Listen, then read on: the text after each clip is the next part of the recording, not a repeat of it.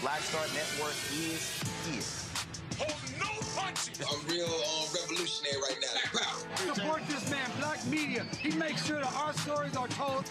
Thank you for being the voice of Black America, Roland. Stay black. I love y'all. All momentum we have now, we have to keep this going. The video looks phenomenal. See, this difference between Black Star Network and Black-owned media and something like CNN. You can't be Black-owned media and be scared. It's time to be smart. Bring your eyeballs home. You dig?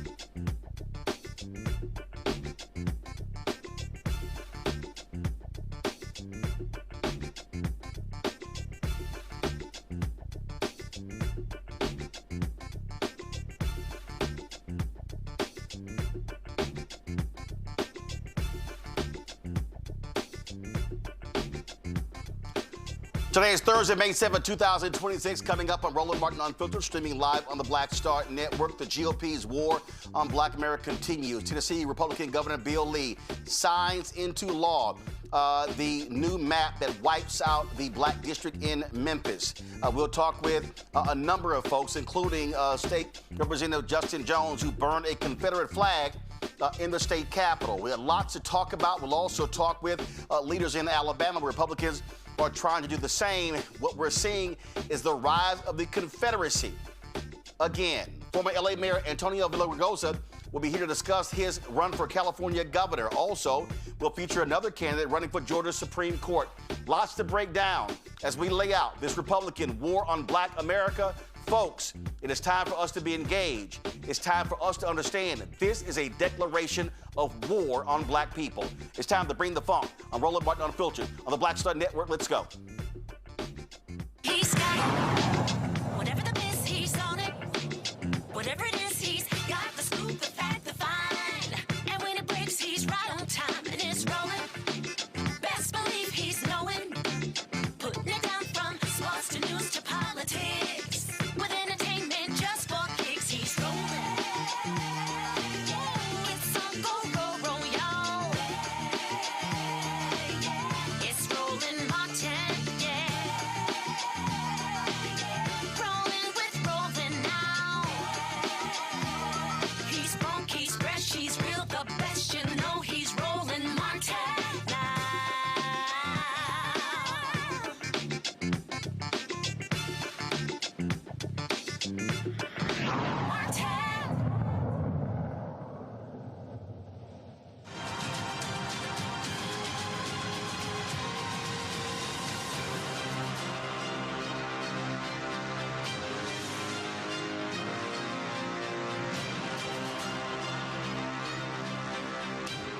Folks, moments ago, Tennessee Governor Bill Lee actually signed into law the new map in Tennessee, wiping out the longtime Black congressional district there in the city of Memphis. They have split Shelby County into 3 separate congressional districts, Nashville into 4 districts. We're going to be talking with State Representative Justin Jones. It was an absolute pandemonium on the floor as lawmakers protested vigorously against these white conservative Republicans doing the bidding of Donald Trump, just wiping out Black political power. That's what's going on. Republicans in Alabama voted today to redraw the state's congressional map despite the fact that voting for this year's midterms has already begun. The state is still awaiting word from the Supreme Court on whether the redistricting can move forward, but under the plan passed today, the state would revert to a 2023 map that would imperil the seats of both Alabama's Black members of Congress, Congressman Shamari Figurs and Congresswoman Terry Sewell. The move targeted the state's 2 Black district is just the latest effort by Republicans to, again, destroy Black political power since the Supreme Court ruled weakening the Voting Rights Act. Joining us right now, folks, to talk about this here, Alabama State Representative Kelvin Datcher. Glad to have you here, Representative Datcher. Listen, the protests have been taking place in Alabama, in Tennessee, in Florida, in many places. And the bottom line here is what we're looking at is this is white conservative Republicans wanting to destroy Black power. We're talking about Alabama. That is the home of the battle for voting rights.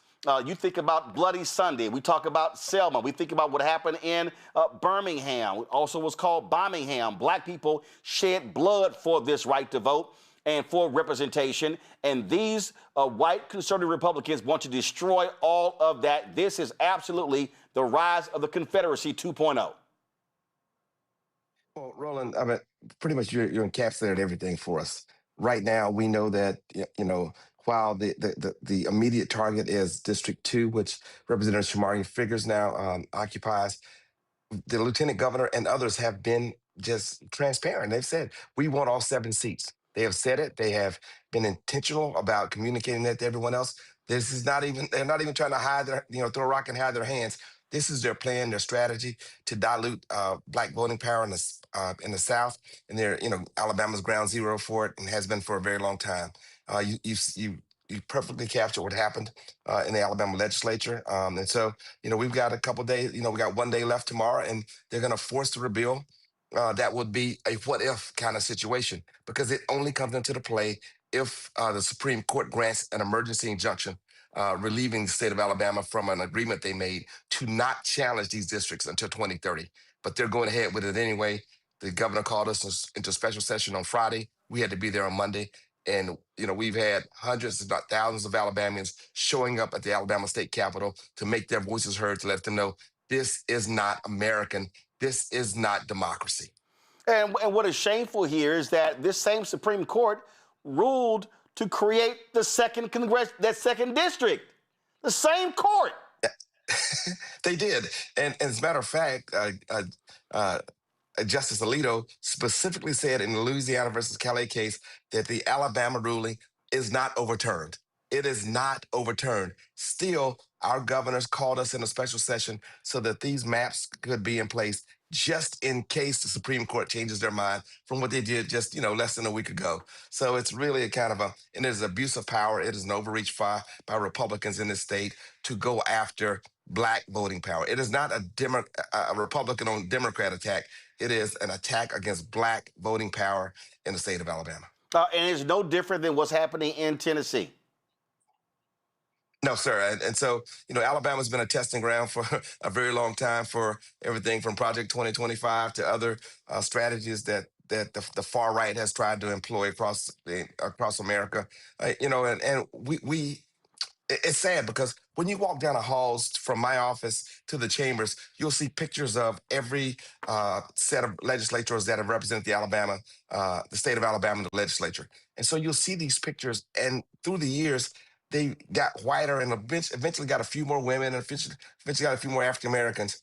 It is as if this legislature and this governor wants our pictures to look not like 2026, but instead like 1963. Absolutely. That's exactly what is going on here. And we're seeing this play out over and over and over again. And I'm telling you, I have been saying to Black people, this is a declaration of war. What we should see is the largest Black voter mobilization effort since the Voting Rights Act was passed in 1965, as well as since the presidential election of Obama in 2008. The only way to battle this, the only way to beat them is to destroy them, crush them at the ballot box. We must overwhelm the ballot box. That means not 65% or 70% of eligible Black voter turnout. No, it needs to be 80, 85, 90, 95%. They must feel the wrath of Black voters at the ballot box. We are fortunate in Alabama that we have tremendous minority leaders in the Senate with Bobby Singleton, and in the House with Anthony Daniels. And today, Leader Daniels talked about that. There are between 600 and 800,000 registered Black voters in the state who do not vote. So we're not even talking about unregistered voters. We're talking about folks who are on the rolls who can just show up and cast that vote and send a message to Montgomery and to D.C. that we are going to fight for our voting rights in the state of Alabama. And so we've already started. We started talking about that today. We have a primary on May 19th that one of the bills would actually throw out votes that have already been cast via absentee for the May 19th primary. And then in November, we got to make it happen. We've got to make it happen, man. I know we turn out folks for the Magic City Classic at the end of the month in October, but the next week is even more important. Our folks have to show up at the primary, at the general election in November. It has to happen. That is the only way we can make our voices heard. Again, the thing that I've made perfectly clear, this is not a moment to play games. This is not a moment to sit here, just be all outside, dance and doing those things. We need to understand what they are doing right now is they want to destroy Black political power for the next 1 to 2 generations. This is no different than what Southern racist Dixiecrats did after Reconstruction when they could not stand Black political power. Same thing is happening right now, and people need to understand it's not going to stop at congressional seats. It's going to then go to state Senate seats, state rep seats, county commissioners, judicial seat, city council, school board. These people will not slow down. They must be stopped. They will make cities like Birmingham metropolitan. They're going to go try to make it a metropolitan government. governance to dilute that African American power of folks like our great mayor Randall Wolfen here in Birmingham, and what we're calling on every African American institution, the Black Church, Divine Nine, HBCUs, Eastern Stars, everybody we gotta come together. We don't have a choice. This is a seminal moment for African Americans in terms of our democratic voice, in terms of our electoral power. We have to come together. And I'll tell you this too. One thing that's been reassuring is that we have seen white allies show up here when we had a bus take off from Birmingham going to Montgomery on Monday. White folks showing up, supporting us at the State House. That is the ultimate challenge, Roland, is to have Black voters work with working class white folks to send a message to D.C. about that we have these same opportunities and values that we share amongst those two groups. They want to divide us and keep us separate, so we cannot have the kind of impact that we want to have, but we will not be deterred. We are determined, and we are going to fight all the way to the end. Well, we're going to need those white allies to wake the hell up, to register their people, talk to their folks. And again, what I have been saying is every single week in every city, in every southern state, there should be a citizenship training class, teaching people, informing, educating them, enlightening them about what's going on. Because again, these people are not going to stop. They are angry with the success of Black people in the last 60 years. They are pissed off with what happened after the death of George Floyd, the murder of George Floyd, with Black Lives Matter, and I laid out my book, White Fear, how the browning of America is making white folks lose their minds. This is the moment for this generation to rise up and stand up. And so that's what really is at stake. Will this generation have the audacity and the guts and the gall than the previous generation who we often celebrate? Well, I mean, if you look back at the 60s right here in Birmingham, we had folks like Tall Paul and Shelley the Playboy on the radio sending messages to get us organized. We have all the tools at our hands, man. Yep. Everybody got it in their hands. We can get directly to everybody, send a message, communicate back and forth, track where folks are. We can know folks that voted that day. If they've not voted that day, send them a message. Hey, text me if you need a ride. Text me if your mama needs somebody to pick her up. We have all the tools in our hands. We don't have any excuses anymore. We are motivated. They have shown us, that, hey, they're going to do whatever they need to do, because it is simply about power. It's not about what's fair anymore. It is about we want more. And so they have made that decision. And right now in the state of Alabama, it's playing out right in front of our eyes. And our elders are calling us to do what they did. Indeed, indeed. Representative Kelvin Datcher, we certainly appreciate it. Thanks a bunch. Keep up the fight in Alabama. Thank you, Roland. Folks, shortly we're going to be talking with Representative Justin Jones of Tennessee about what he has been involved in. Folks, it has been a crazy day in Tennessee. Massive protests that have been going on there as well. People going to the state capitol, expressing their displeasure. I want to bring in my panel right now, Dr. Greg Carr, Department of Afro-American Studies at Howard University out of Washington, D.C. Cameron Trimble, CEO, Hip Politics Media, former White House Senior Advisor out of D.C. Zebora G., DEIA Consultant and Employment Specialist, will be joining us shortly from D.C. as well. Greg, I want to start with you. This here is a photo that took place, someone shot today in Tennessee. This was the Sergeant at Arms blocking State Representative Justin Pearson from entering a committee about redrawing maps for the district he represents. This is Bull Connor. This is the thugs that we saw in the 60s with their fire hoses, with their dogs as well. And again, I'll say this here, Greg, and I ain't got a problem saying it. Okay, Black radio, syndicated radio shows, I don't care whether we're talking Steve Harvey, Ricky Smiley, D.L. Hughley, Breakfast Club, Dee McGuire, Erica Campbell, all these shows. This is no time for gossip and games. This is a mobilization time. This is an actual declaration of war. This is a call to arms. It is, Roland. You've been sounding this alarm for a long time. I've protested when I was student body president of Tennessee State. We've marched those halls and protested.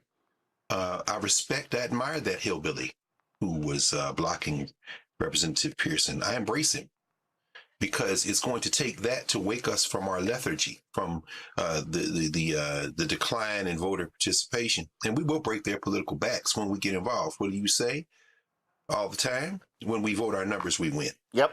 Alabama is anywhere from a quarter to a third black. That includes the number of registered voters, over 1.3 million people in Alabama of African descent.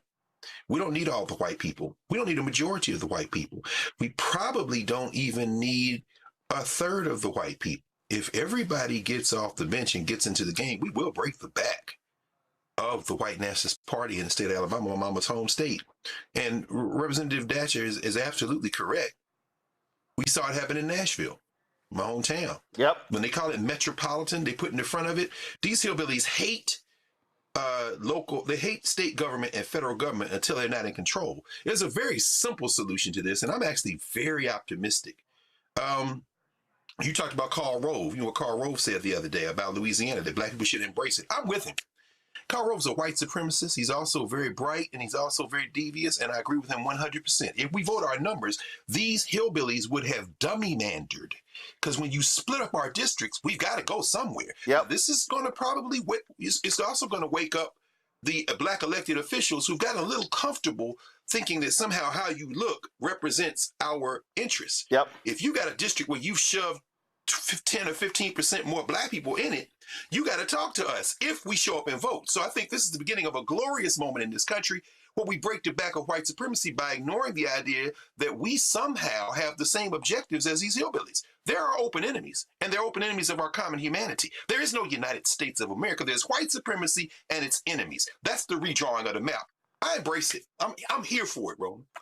Cameron, bottom line is when I look at the numbers, when I look at millennials, Gen Z, and Gen Alpha, they're bigger than baby boomers in Gen X, and they gonna have to rise up. When you look at the voting numbers, 18 to 35, lowest turnout folks. They better understand that what these folks are doing, they want to control the politics for that generation for the next 50 to 100 years.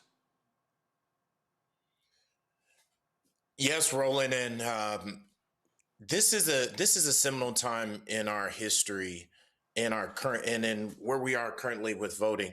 So many people have been trying to reach, and like, how do I get young voters to turn out?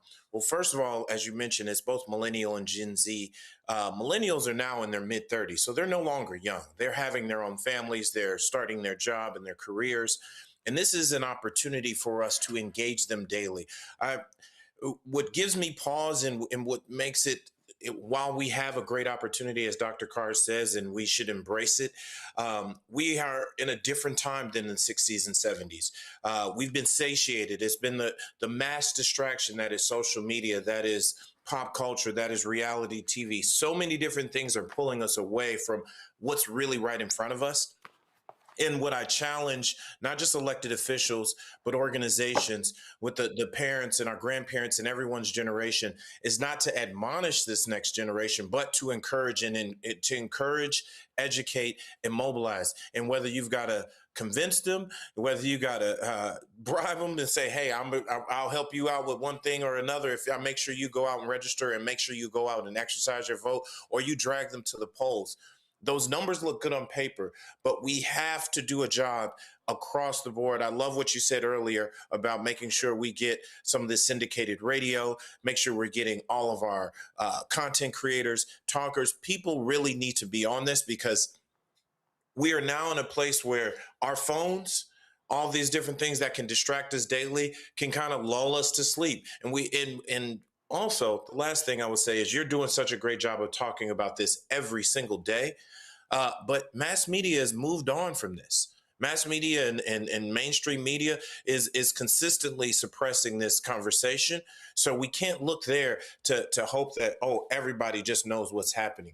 This is a all-out effort from our entire community to ensure that we all vote. Well, I don't waste my time with the hell mass media is doing because they don't give a damn about black people anyway. I want to go to my next guest right now. State Representative Justin Pearson joins us right now. We also are joined by Representative Parkinson. Glad to have both of you here. Representative Pearson, glad to get you here. I showed that photo earlier. You went face-to-face with state troopers and others there today. There were protests taking place People were on the floor. Now you have that racist Speaker of the House who now is saying, oh, they may now put sanctions on people who protested on this floor. Guys, roll the video. There were protesting happening all in the state capitol.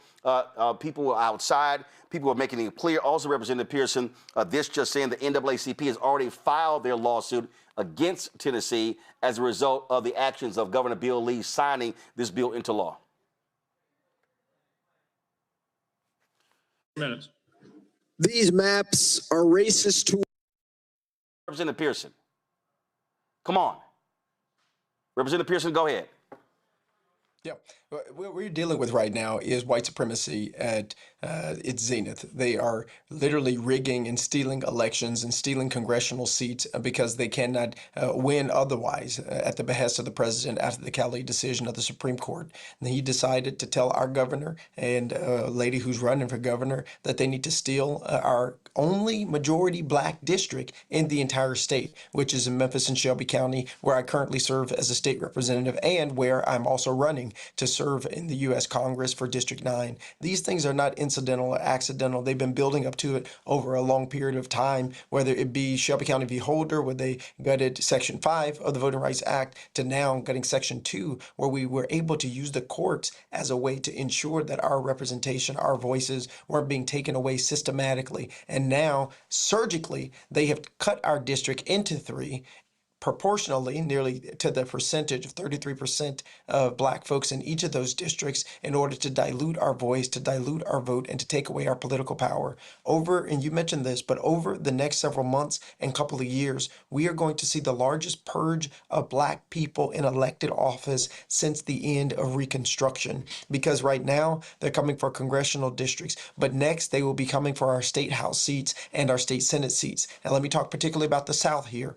In the South in particular, there are 12 to 20 U.S. congressional seats that we might be on the verge of losing. There are 200 state house and state senate seats that we will likely lose due to the response and the white lash by white supremacists who are in these positions of power. And so, yes, we must vote, and also we must build power that sustains us for the long haul and share a vision for our country, share a vision for the South where there's healthcare access, there's opportunity in education, there isn't environmental racism and degradation, and that black folks who are in positions of power, that we use these positions, not just to push yes and no on buttons, but to build power in the communities where we are serving. But this is the fight of our life, and everyone has to be engaged in it. Representative Parkinson, listen, do all members of the black legislature now realize what's going on? I know you've had folks, back and forth, and some folks like, hey, how do we deal with the other side? But Republicans have made it perfectly clear they don't give a damn about a single black voice in the legislature, and they damn sure don't give a damn about a white Democratic voice there. Today was actually a remarkable day. Today we saw unification from not just all of the black members of the Tennessee Black Caucus, but also the other members of the Democratic Caucus, our white members as well. On both sides, both in the House, both in the Senate, everyone,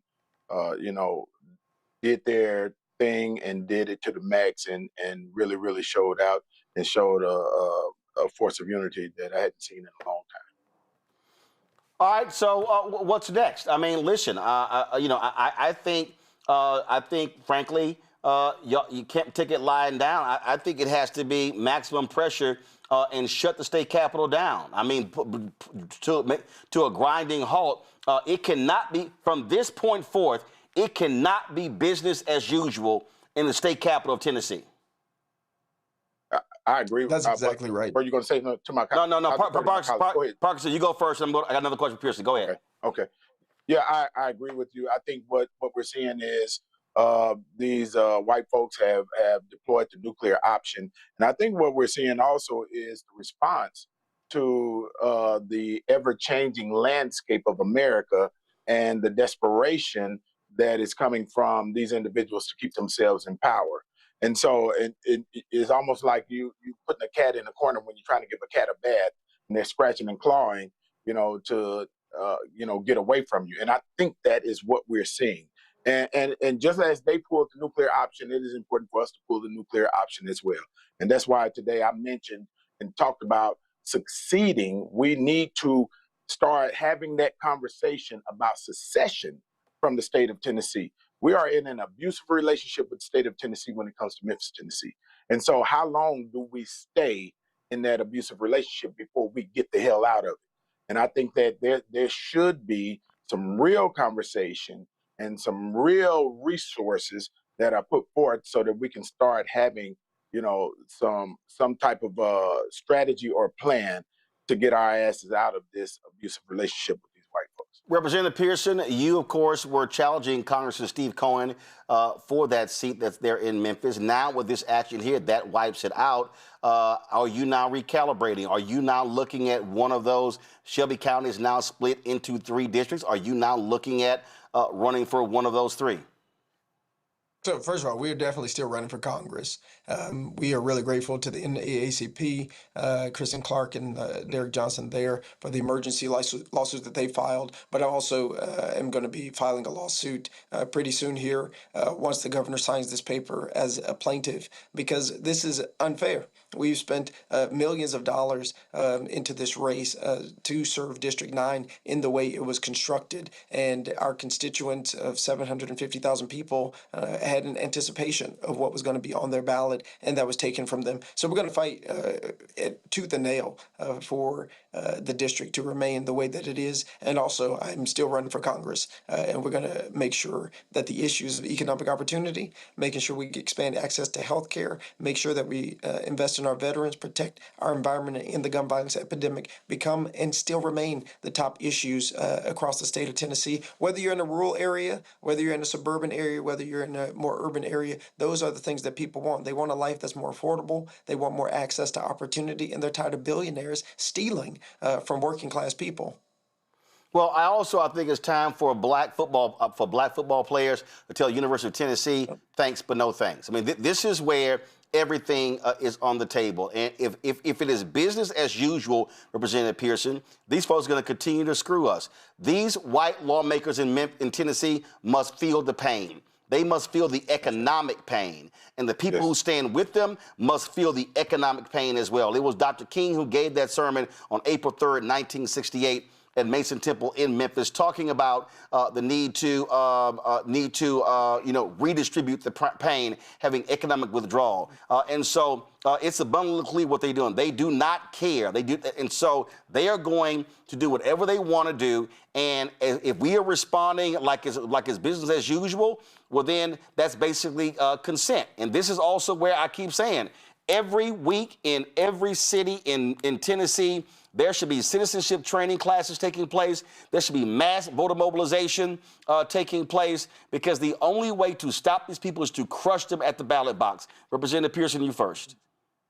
Yeah, no, that's absolutely correct. This is not a business as usual moment. Our organization, mobilization, and activation has to be real. It has to be succinct and has to be coordinated. We saw this week really what that's supposed to look like, from Memphis for All, Tennessee for All, Organized Tennessee, the Equity Alliance, all of the state legislators, Turk votes. No, I'm going to forget several, but we are working collaboratively to determine how we continue to build power moving forward on the C3 side and on the C4 side, because this is not business as usual. This is the moment, the inflection point in our democracy.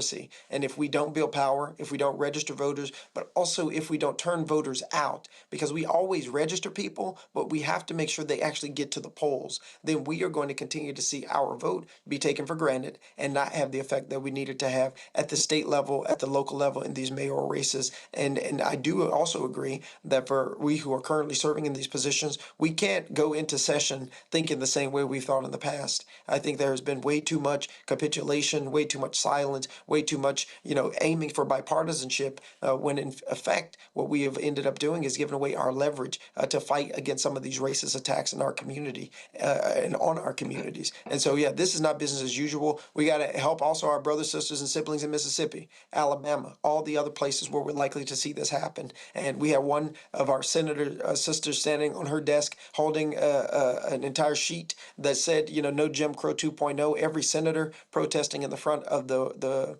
Senate, every House member in the front of the House protesting. This is the moment. that is required. Nobody can be on the sidelines. And if you're in these positions, you need to say something and do something. Every mayor should be at their state capitol defending their seats. Every county mayor, every city mayor, like the silence and the press releases, like that's over with. And the congressmen whose districts are going to be impacted should also be protesting when these folks are trying to take these seats away. Not just coming to the committee hearings. You need to be at the protest. You need to be at the rally, defending and fighting for our democracy as people are fighting for you to be able to serve, particularly black members of the Congressional Black Caucus whose seats are being taken away. This is not a time for praying and just hoping that things are going to get better. You've got to be actively engaged with an organization that is resisting the tyranny of white supremacy in our nation right now. Representative Parker, any final comment? Yeah, I want to make sure that everyone understands this, how ironic this is that, Memphis is the biggest contributor to the state coffers when it comes to tax dollars and tax resources. And to see them, us being abused basically by this Tennessee legislature when we actually subsidize the majority, probably 80% of their districts in these rural areas because they're broke, they're poor. And that's why I keep on coming back to this. If Memphis and Nashville were to leave the state of Tennessee, it would probably be one of the wealthiest Democratic states in the Union. And Tennessee would be one of the poorest, probably poorer than West Virginia.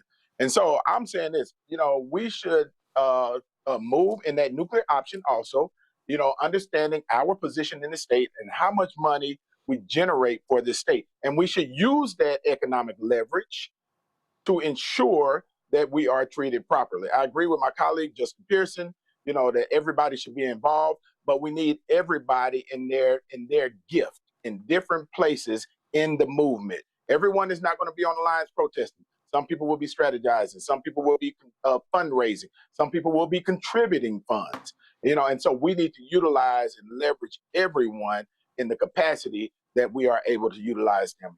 But it should be all hands on deck. Representative Parkinson, I appreciate it. Representative Justin Pearson, I appreciate it as well. Thanks a lot. Thank you. We're going to be joining in a second by Representative Justin Jones. Roll a video where he was burning a Confederate flag. They were in the Capitol. First of all, they were in the Capitol today, and this is what he did. He had this Confederate flag and decided to torch it. Come on, pull audio up, guys. Thank you. So, right, but pull the audio up, I'll talk over it. So what you see right here, and you see folks cheering, and you see, of course, these Tennessee state troopers. There also was an altercation between Representative Justin Pearson and one of these Tennessee state troopers when they were being escorted out and words were exchanged. Do y'all have that video? Y'all got the video, Justin? No, the video, Justin Pearson, and the confrontation with Tennessee, not his speech, the confrontation with Tennessee state trooper. Do you have that video?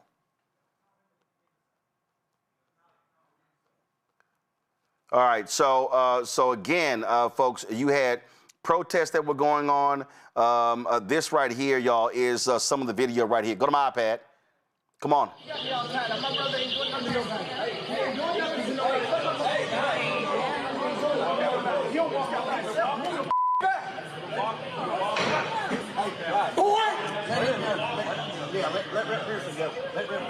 What's wrong with you? What's wrong with you? You stupid mother. A lot of anger that was going on there, and again, the reaction all justified by what is taking place. Joining us right now, Tennessee State Representative Justin Jones. Representative Jones, glad to have you here. Again, today is a day that will live in infamy. This is the rise of the Confederacy 2.0. And that's exactly what, that was a time, of course, during that period where you had radical Republicans who were fighting Southern Dixiecrats who wanted to keep black folks in slavery, and they were passing various bills. Now what you have are Republicans in 2026 who are standing with those Southern Dixiecrats in the 1800s to deprive African Americans of power. I posted this on my social media. I mentioned it yesterday. This here is a poster from Nate Parker's The Birth of a Nation. where the American flag is a noose around his neck. And what I said in social media is very simple. What these Republicans are doing, they want to choke black political power. They want to suppress it. They want to get rid of it. And that's exactly what is happening right now in Tennessee, in Alabama, in Mississippi. It's already happened in Texas. It's happening in Florida. They're not going to do it right now, but they probably will do it in 2028 in South Carolina. And the only response that we can give is a massive voter mobilization to take these people out at the ballot box. I mean, that's exactly it, Brother Roland. You know, I walked in today in 2026, and I walked out of this Capitol in pre-1965. We are in a battle, in a war against folks who want to take us backwards in history. Today we saw the Capitol Klan rally. You know, they've taken off their white hoods, but yet they still have the same agenda. The Grand Wizard, Speaker Cameron Sexton, Governor Bill Lee, who want to bring us back to a time where black folks had no political representation, bring us back to a time when we had crosses burned in the yard for simply trying to exercise our democratic rights. And so this is racial terror. It's not about political tit for tat as they want to make it. It's about racial control, racial subjugation. It's about saying that you black folks are not worthy of being treated as equal members in our democracy. And we saw what happened today was that we cannot just sit around and be quiet, that history will judge us not by what we don't do, but by how bold we act, by the moral clarity we bring to this moment, by the boldness we bring to this moment. And so I burned that Confederate flag because we need to burn down the system of Jim Crow and the new Confederacy that they're trying to bring about, not just in Tennessee, but in Alabama, Mississippi, Louisiana. They have a Southern strategy. We have to have our own Southern defense strategy to say that if they come for one of us, they're coming for all of us. And we need to disrupt business as usual. We need to be bold. We need to be unapologetic. We don't need to be here trying to make friends with these white racists, talking about we want to have kumbaya and be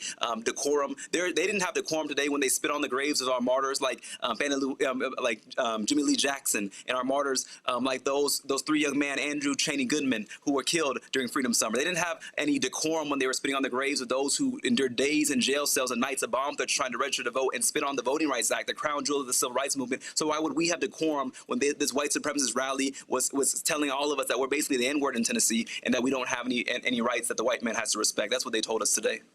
And like I say, and let me be real, I'll go ahead and say it. Some of your black colleagues have been trashing you and Representative Pearson the last few years, saying that y'all were doing too much, that y'all should be playing the go along to get along game. I wonder what those same black folks in the Tennessee legislature are saying right now after what happened today.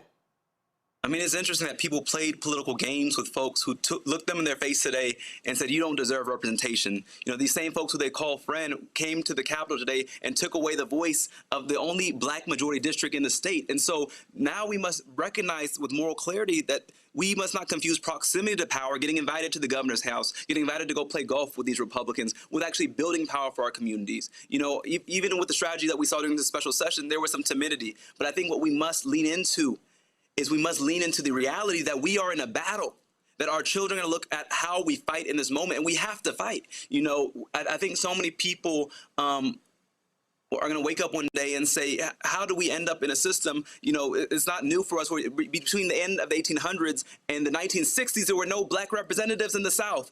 After we had, you know, Reconstruction, there was a time where they all were eliminated, and we will get back to that time if we don't fight right now. That is not an alarmist mentality. That is the realistic trajectory of where we're headed in America right now, that we will not have multiracial democracy in the South. But they are trying to build a confederacy, and I burn that flag because we beat these fools before. We beat these you know, vile racists before, and we must fight them now with everything we have. And it's going to be in this Capitol building, but now it's also going to be in the streets. It's going to be going across the South, because what they're counting on is the fact that Tennessee is the lowest state for voter turnout. So that's what they're hoping. And I hope that just like after the Dred Scott decision, Frederick Douglass said, let that decision not, you know, depress us, but let it inflame our resistance and rebellion. Let it embolden us to fight even harder and with more, you know, vitality against the sin that is slavery in this nation. And so I hope that people feel that fire, because there's only two ways that change comes about, Roland. Either people see the light or they feel the fire. And they did not see the light today, so it's time for them to feel the fire of our movement and of our power. And we need to burn down this new Confederacy and build something new that is rooted in human rights and human dignity and multiracial democracy.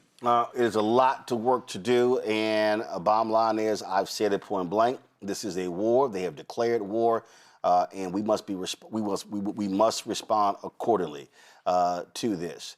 Real quick, if I can get quick questions from my panel, I've got my next guest who is waiting. I need quick questions from my panel. Cameron, go. Yes, Representative, in Tennessee, what are our efforts and what are the most immediate efforts that you want to make sure that all folks know, not just Black folks, everybody around the country, if we're not in Tennessee, how we can be supportive of this movement? Yeah. I think the first thing that we must tell the nation is that, and at this moment, it is crystal clear that the South is the front line of our democracy, and so we need to invest here. So many people are like, "Why don't you all just leave the South?" Do they not realize that the majority of Black folks in this nation live in the South, and that we can build political power here if there's investment from these national orgs, not just once every blue moon, but if there's consistent infrastructure building. And so in Tennessee, we have the lowest voter turnout. 1 in 5 Black Tennesseans cannot vote because of felony disenfranchisement. There are tactics that we must do to expand the franchise. These new maps are counting on people not turning out. They're counting on this depressingly low voter turnout. So how do we beat them at their own game and combat that by having the most massive voter registration, mobilization, and empowerment drive that we've seen since 1964 with Freedom Summer. We need to have a Freedom Summer here in Tennessee, and so we need support. We need resources here. We're not a swing state, quote unquote, but we need to show them that we're going to be a state that will swing back on you if you kick us when we're down. We will hit back and we will fight back with everything we have, and that's what we have to do in this moment. Greg? Thank you, Roland. Thank you, Representative Pearson. I'm sure you're familiar with Dr. Du Bois's 1946 speech at Columbia, South Carolina, Behold the Land, where he said the future of our race is in the South. With that in mind, how long before this overreach becomes a dummy mander? In other words, if we were to vote our numbers in Tennessee, would this strategy backfire, splitting Memphis into 3 districts, splitting Nashville, my hometown, into 4?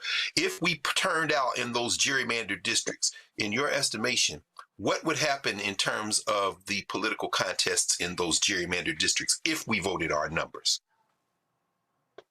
Looking at the political leanings of these new districts, I think the lowest political Republican district is a +20 Republican district. And so they're counting on folks not turning out. They're counting on folks not using their power. I think if we turned out in numbers that were unexpected, like we saw in 2008, where you had a 51% youth voter turnout, the largest Black voter turnout we've seen it in a generation, I think it would send shockwaves, and that it would, counteract this attempt to have a power grab and rig the maps. I think we have to out-organize them, and I think that there is a way to do that if we are strategic and work together. But we must challenge this divide and conquer strategy. This is the time for us to come together as a movement to pull our resources to have folks who have that legal strategy, but also who have that mobilization strategy here on the ground. And I think that we can counteract it. I hope that we see this not just in Tennessee, though. We need a Southern solidarity strategy. I was just on a phone call with folks in Louisiana. We need to be connected with folks in Alabama. And how do we coordinate amongst the South and say that you have a Southern strategy, but we also have a Southern strategy? And ours is one that is about multiracial democracy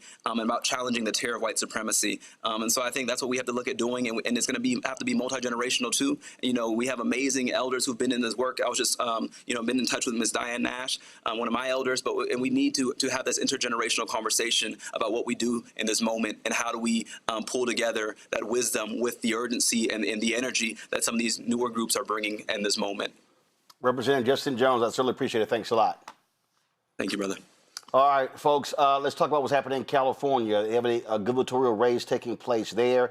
It is a jungle primary, meaning the top 2 folks who get the most votes go on to the general election. There was a debate the other night, and one of the leading candidates, a Republican, is an admitted member of the Oath Keepers. Yeah, that came up during the debate when he was challenged by former LA Mayor Antonio Villaraigosa. Roll it.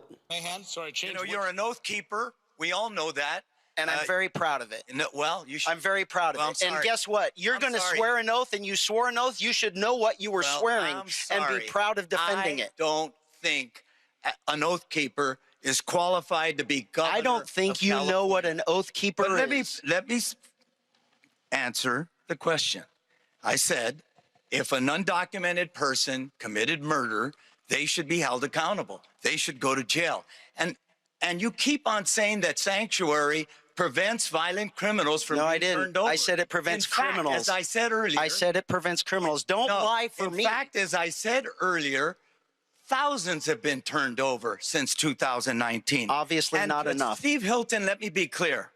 I know you're recently arrived to California, But if you've read the Bay Area Institute, the UC Merced study, immigrants, if we took them all out, including the undocumented, it would be a $274 billion hit to the California Sheriff Bianco, economy. just to follow up on what you were just saying there, and you said you're a proud oath keeper. Are you referring to the group?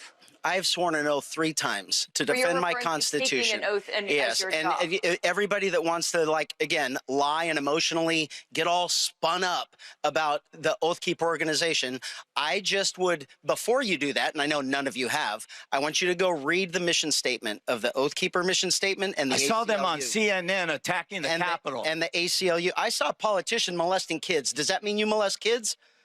What? Exactly. Don't pull those stupid statements out and expect to not be called out. Keeper. But Sheriff Bianco, you have no reason to. There is you're absolutely not qualified to be governor of California. I am extremely proud of swearing an oath to defend my Constitution against politicians like this. The Oath Keepers, first of all, joining us right now is Antonio Villaraigosa. Mayor, the Oath Keepers, far right-wing extremist group, anti-government. So you got somebody running for governor who is proud to be a part of an anti-government organization that's also racist. The sheriff of Riverside County, who can't say that these people attacked the Capitol, they beat up cops, some died, and he's proud to be an oath keeper. And not only that, the leader of the Oath Keepers, Stuart Rhodes, somebody who was convicted, who Trump pardoned. He was convicted of sedition. Is he saying that he's proud to be associated with that person? Clearly, Roland. Look, and by the way, let me just say something to the House of Representative member Justin Jones. I love the young leadership, new generation of leadership. Everything he said made a lot of sense to me. I hope that people listen to him. I've said for a while now, I'm running for governor at a time when Donald Trump represents the biggest threat to our democracy. These immigration raids are a brutal example of that. We need to use the ballot box and the courts, but we need to build a movement, and Justin was right about that. I'm here today because there's a Civil Rights Act and a Voting Rights Act that gave me the opportunity to break a couple of glass ceilings now, Roland. You've heard me say that before. And we've got to protect our voting rights. We got to protect our democracy against extremists. And yes, Sheriff Bianco is an extremist. He represents the worst of what we've seen in our body politic. People that think it's okay to attack the Capitol after they lose an election. A party that can't say that Donald Trump lost the 2020 election, and one that can't question anything he does, whether it's the war in Iran or these nasty, ugly raids or the voting rights challenges that are happening with gerrymandering across the South and the nation. Let's talk about this race. Obviously, there are a number of people involved. Former Congressman Eric Swalwell, he dropped out of this race. And when we look at polling data, it is all over the place. And what it is showing is that you have, of course, a lot of different polls showing either Steve Hilton, Republican, this sheriff here, but you also have on the Democratic side, polling at the top, Becerra as well as Tom Steyer. Then, of course, you have yourself running. You have former Congresswoman Katie Porter. A lot of people are saying, hey, more Democrats need to drop out because this is potentially could allow 2 Republicans to be in the top spot, freezing Democrats out. What do you say to that? Well, first of all, 2 or 3 already have. That's one. 2, look, we saw in the last Senate race, the U.S. Senate race, it was 1 Republican and 1 Democrat. We saw that in the last governor's race as well. There will be a Republican in this race. They all vote, party, vote for their tribe. That Republican looks like it's going to be Hilton, but it could be either one. And there will be a Democrat in this race. The fact is, there's not going to be two Republicans. The chance of that is, the experts have said, is somewhere around 8% or so. It's not likely. There's actually more of a likelihood that it could be two Democrats, but I do think it'll be a Republican and a Democrat. And I do know this, 26% of the electorate is undecided. They're almost all Democrats, a good portion of them from Los Angeles, and, Latino and of color. And so that's my base historically, both Latino and African American. And so I've said, we're going to see this through, at least until we have a better idea about where that undecided vote is going. The issue you have, though, is that the primary is June 2nd. One Survey USA poll has you at 5%. You've got a lot of ground to make up. Again, polling is not voting. What are you going to do? What is your campaign going to do to pick up another 10, 15% to put you in the top two positions? Well, first of all, it's not just what the campaign's going to do to put me in the position. Look, I've said for some time now, this issue of affordability is real. And it's particularly, we're the fourth largest economy in the world with the highest poverty rate, along with Louisiana in the United States. The fact is that affordability issue is disproportionately hurting Latinos and African Americans in this state. And what I've said is it's Sacramento policies that got us here. Just wrong-headed policies that had made it impossible to build homes, impossible to invest in infrastructure. Gas prices, the highest in the country, $2 a gallon higher than the rest of the country. Effect of moving the party to a smarter place. We're 25% Republican, 40% voted for the most right-wing guy that we've ever had in the White House, and 48% said they're open to a Republican last November, a Republican candidate for governor. So what I've said is we've got to get our house in order. We got to speak truth to power. And my candidacy has had that effect. But look, at some point, we'll make a decision. We're not making that decision today, but I can. I'm the only one in this race that came out of the civil rights movement that understands that we've got to win working families again. We're losing them in big numbers, and we can't just be a party of affluent white people that have, a college education. What I said when Democrats were saying that the economy was doing well and that inflation's down, I said, people don't understand the difference between the cost of living and but they know this: they can't afford rent, they can't afford gas, and they can't buy a home anymore. And so I think we've got to speak to those issues. I have, and have been willing to challenge even my friends. All right. Antonio Villaraigosa, glad to have you on the show. I certainly appreciate you joining us. Good luck for the remainder of this campaign. Roland, it's always heard that I could be on the show. I said, I had something else, but I wanted to be on the show. I certainly appreciate it. Thanks a lot. Bye-bye. I'll go to my panel right now. Let me start with you, Zabora, and that is this. Listen, this is a crowded race. And when you talk about folks who are running, again, you've got two Republicans who are at the top there, Steve Hilton, but you've got Tom Steyer, you've got Villaraigosa, you've got Katie Porter, you've got Xavier Becerra, you've got Tony Thurmond, you've got Matt Mahan, and so those Democrats are splitting up the Democrat vote. And I mean, you would think in a blue state like California, you would have two Democrat candidates at the top. Something's going to have to give. Some more folks are going to have to drop out.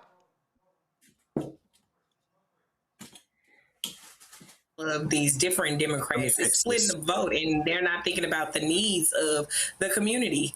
You know, listening to him, I'm like, okay, you understand that affordability is the issue, but you've had an opportunity to impact those things. What are we going to do? How do you really get the message to the people that really care about it? How do we get people out of their homes and out to vote for the primaries? That's super important. We can't just keep looking at it like we're going to focus on these things that we've always done, and those things are not working today. Politics are different today.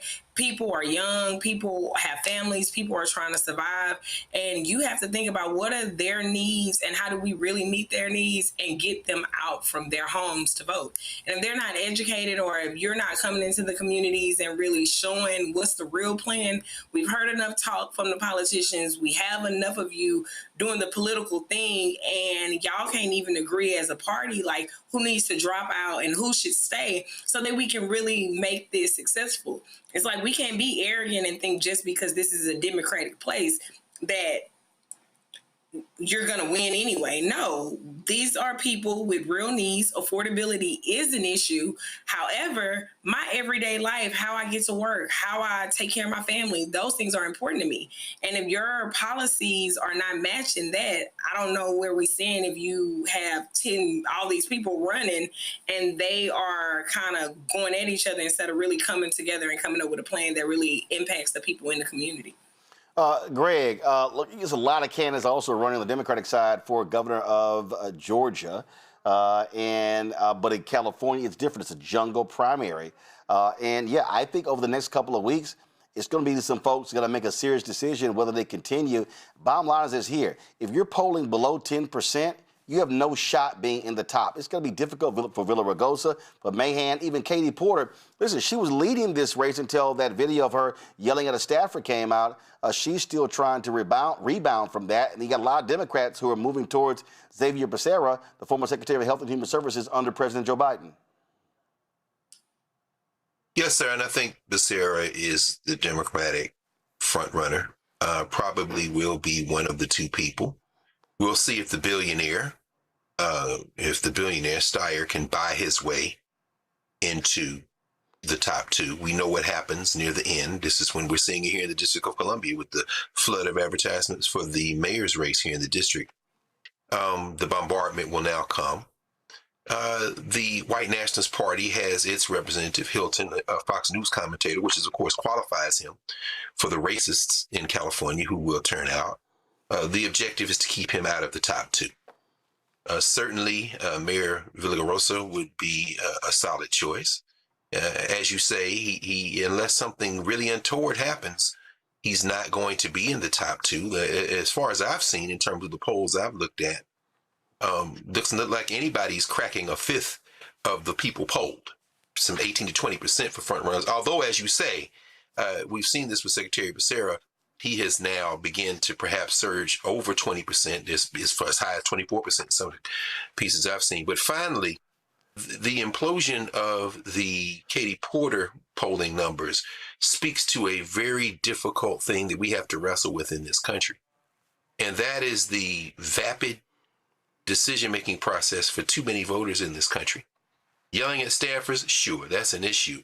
But if affordability is an issue, how in the hell does that become an issue that causes your numbers to crater unless you're living in an idiocracy? We have to be serious now. This is a theme that throughout this show, as you've talked to representatives from Alabama and Tennessee. It's time to be smart. That is a disturbing thing for us to send shockwaves for. But I'd be surprised if Becerra does not emerge in the jungle primary. But we've got to be careful because California is a wild card. After all, they did put a damn movie actor in as the governor of the state not too long ago. And so anything I think can happen in the state. And then you got an idiot reality, a failed reality star running for mayor and leading in some ways for mayor of Los Angeles. It shows to go you how crazy this is. Cameron? Yeah, we have to be careful because California is our last stronghold. Our biggest stronghold is the Democratic Party, just given its size and opportunity, and especially as what we just talked about in the previous segment of the rapid reshaping and what I really think is the illegal redistricting across this country by Republican legislature that California gives us an opportunity to do that and win some of those seats back. But if we don't have a Democratic governor, that's off the table. And then who knows how far that puts us back. So I'm really hoping that both, not just the voters of Californians, but that all of those folks that are running really look in the mirror, really look at the polls, really look at their opportunity, and do the right thing. And everybody claims this is it's bigger than themselves, and they're doing this for not only for Californians, but for the country.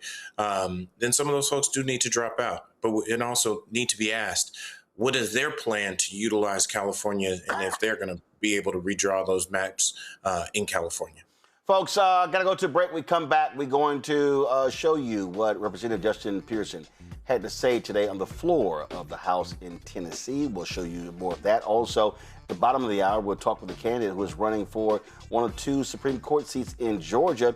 No incumbent has lost an election in Georgia in 100 years. They also have this weird quirk where if you resign from office, it cancels the election, which is sheer stupidity, Georgia. And so we're talking to her as well. Lots more to break down. You're watching Roland Martin Unfiltered on the Black Star Network, folks. Support the work that we do. It's really important that you do that because, again, what we're doing, no, guys, not yet. What we're doing is stuff that other people are not doing. And that's critically important. When you talk about this coverage, and y'all know, I don't waste time with no gossip stuff. I'm not dealing with any of that nonsense. It means nothing to me. It serves no value as far as I'm concerned. And what we're trying to do is keep our folks focused on what's going on, giving you the critical information that you need in order to make the important decisions. And we are not just hyping this thing up. We are deadly serious that the attacks that we are under, and we've been saying this, y'all, on this show. We've been saying this, and I love all these other people talking about, well, you know, we got black media and what black media is doing. Well, it's a lot of folk. It's a lot of folk who are with shows who are not talking about the real serious stuff. And when we talk about what's going on here, it's real serious stuff. I want to thank Lorraine. She is on our YouTube chat. She just posted this. She said, Roland has the best political show online. Roland gives us real black media news. Guys, thank you. We're moving too slow in the control room. We need y'all to move faster. Roland has been alerting us what is happening in our voting world. He has not been wrong about it. Black voters stand up and fight. I appreciate Lorraine and her $20 contribution. Y'all, this is what we're talking about, okay? The work that we do here. And we're not just going to be sitting behind this desk. We want to hit the road. We want to go to Tennessee and Georgia and Mississippi and Florida and Alabama and Texas. We want to be on the road in the fall, in this summer. I am telling you, this is Freedom Summer 2026. That's what's going on. So your support is critically important to what we do. And so, do me a favor. If you want to contribute to our Bring It Fuck fan club, we've got 47,000 people who've donated to our since we launched this show. Let's get 50,000. Let's get 3,000 more folks. You want to contribute via Cash App, use a Stripe QR code. You see it right here on the screen. If you are listening, go to blackstarnetwork.com for that Stripe link. You can click the Cash App button to contribute. That's also for credit cards, checks and money order. Make it payable to Roland Martin Unfiltered, P.O. Box 57196, Washington, D.C. 2003 7-0196. PayPal, R. Martin Unfiltered, Venmo, RM Unfiltered, Zelle, Roland at RolandSMartin.com, Roland at RolandMartinUnfiltered.com. We'll be right back. With medicine and science under attack, I want to keep you and your family informed and healthy.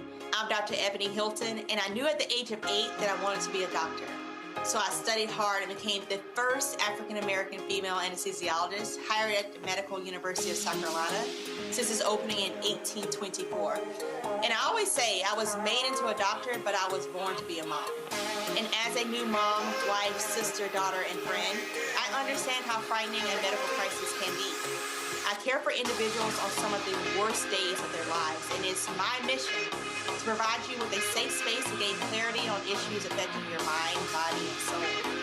I I recognize that there are health disparities, particularly as it pertains to race, and I want to help bridge the gap between you and your healthcare providers. Join me every Thursday for Second Opinion on the Black Star Network, where each week I'll invite experts from various medical fields to share the latest health news. We'll discuss topics such as the vaccine debate, mental and sexual health, medical bias, infertility, menopause, andropause, nutrition, and aging. Together with my medical colleagues, we aim to provide you with a second opinion. Don't miss it, Thursdays only on the Black Star Network.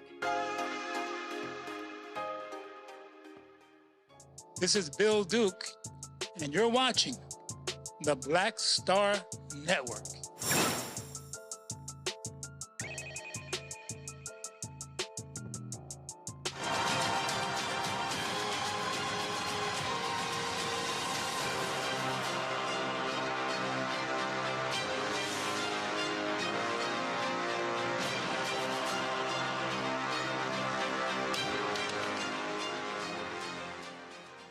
Folks, as I said earlier, shortly after Tennessee Governor Bill Lee signed these new maps into law that wiped out the majority black congressional district there in Memphis, the Tennessee Conference of the NAACP filed this lawsuit against the state of Mississippi. They were seeking an emergency petition for declaratory judgment and injunctive relief. What you'll see right here, they're suing against the state of Tennessee, the governor, the General Assembly, as well regarding this, and said their attorneys, Isaac Connor, Chude Ekchetebu, Van Turner, Kristen Clark, Maisha Brayton, Anthony Ashton, and it lays out exactly what the purpose of the lawsuit is. And earlier today, Representative Justin Pearson, who we talked to the last hour, gave a powerful speech on the floor of the Tennessee legislature. This is what he had to say. Minutes. These maps are racist tools of white supremacy at the behest of the most powerful white supremacist in the United States of America, Donald J. Trump. Memphis is the most beautiful place on the planet. It's the place that raised me, my brothers, my parents, my grandmothers, and where my ancestors' bones rest. And what you are doing today is eviscerating the only black majority congressional district in our state because we are majority black. We are here because this Republican Party has to seek to steal elections and seats because the president and the party have refused to address the pain, the suffering, and the struggling of everyday Tennesseans. This is about attacking, targeting, and cracking District 9 into pieces for more political and racial dominance and white supremacy in the state of Tennessee. And we need to realize that the Calais decision that you all are basing your decisions off of, that gutted the Voting Rights Act, that Voting Rights Act was paid in blood. It was not just a parchment of paper signed into law. It was paid in blood on the Edmund Pettus Bridge, paid in blood by Medgar Evers, paid in blood by Fannie Lou Hamer. It's been paid in blood year over year, time after time, assassination after assassination, lynching after lynching, so that more people might be able to ascertain access to this constitutional democratic republic experiment that is currently being gutted and seeking to be gutted by this chamber, by this House, this Senate, and this state. What is happening here is immoral and wrong. And I was reading my Bible early this morning, asking God why this is happening. Why, again, does it seem that white supremacy is seeming to gain? Why, again, does it seem like the pillars of pain that we have felt and experienced for over 400 years in this country continue to rise again? And whispered in the words of this Bible and in the words of those ancestors that have gone before us is just these simple words: we're still here. We are still here. This nation, this state has legislated and legalized the worst things in humanity, including our enslavement, and we are still here. Right in this country where, as one black woman said, your ancestors enslaved us, denied us of our rights, called us 3/5 of a person, and yet we are still here. You put us on cotton plantations and tobacco plantations. You denied our human rights and our right to exist as children of God, and we are still here. You destroyed Tulsa. You killed and lynched black folks on poplar trees. Shelby County, Tennessee had the most lynchings of anywhere in this state where you're taking this district, and we are still here. You've had 3 strikes laws, mass incarceration, denied us of who we are, and we are still here. And today you'll take the only majority black district from us. But I want you to know, and I want my nephew, sons, and the future to know, no matter what you do, no matter how much you try and break us and make us bend and make us quit, we will still be here.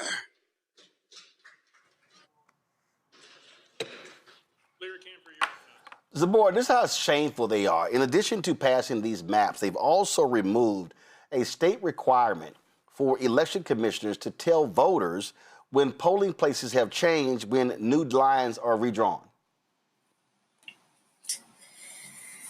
Ooh, you know, that is that's so powerful is we're still here. We are still the people that have to stand up. We are still the people that are gonna have to really understand. I think we can't keep sitting on our hands and not doing nothing. That young man said so many powerful things that is just a call to action to everybody to know that this is a war. We can't sit here and not understand that everything is on the line. From being detained to just protesting to showing how such a young person can show up and showing how the history behind the city of Memphis and all of the things that make them who they are, we have to stand up. We have to be able to really come together and see that we got to get out and we got to vote. We have to show our power in these places where they think they are being able to steal the black vote. We got to energize and motivate our voters to be organized, to be at the community gatherings, and to just show up, to not allow them to destroy the history and the work that our ancestors have did for so long. What this is about right now, it is a war, Cameron, and there's nothing else that we can say about this. And I'm telling you right now, every blue state, since Tennessee has done this here, must simply say, fine, we're going to wipe all Republican seats off the map. And that means the Senate president in Maryland needs to get off his ass and stop blocking what they should have done there. Yes, it's unfortunate that we are here, but we can't play by a rule book that the other side literally doesn't even acknowledge exists. This isn't a time for us as people, for us as leaders, for the media, for everyone to call to task every single elected official. If we voted for you and we're seeing what's happening all around the country and understanding that our power as black folks, that our power as minorities, just our power as Americans is being taken and stripped away from us. And we voted a Democrat into governor. We voted someone into those state legislature seats, and they're not willing to fight back. We need to understand that, hey, you're on the menu too this fall, because this is something where we will look up and try to play the nice role we might have been trying to play by an old set of rules, and we will have no power. It won't just be black folks. It'll be anybody who just believes in general democracy will not have power. So if you're not on their side, you're not going to have any representation. So this is an opportunity and a time where we must demand the most from everyone we put into office.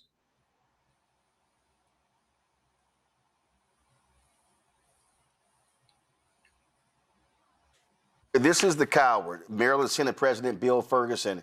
And there were also some other senators who were cowards there as well. They refused to wipe out that seat. You had Governor Westmore. Guys, thank you. Can we please? You had Governor Westmore who said, hey, redraw the maps. And I'm sorry, Democrats are going to have to get some guts and be as ruthless as these damn Republicans are. It's true.